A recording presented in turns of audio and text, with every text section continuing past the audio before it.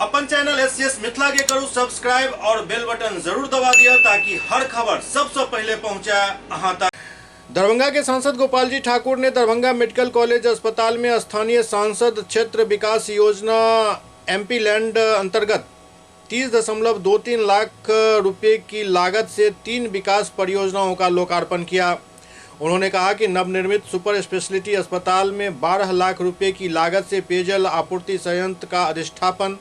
3.84 लाख रुपए की लागत से पेयजल आपूर्ति संयंत्र हेतु एक कमरा का निर्माण और 14.39 लाख रुपए की लागत से डीएमसीएच गैनिक वार्ड परिसर में मरीजों एवं परिजनों हेतु फाइबर शेड युक्त विश्राम स्थल का निर्माण किया गया है।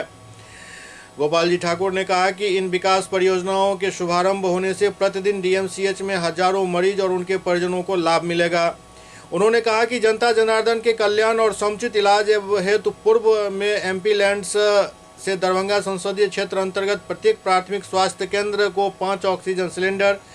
1 ऑक्सीजन कंसंट्रेटर और 10 ऑक्सीजन फ्लो मीटर सहित अन्य चिकित्सा उपकरण देने का कार्य किया गया।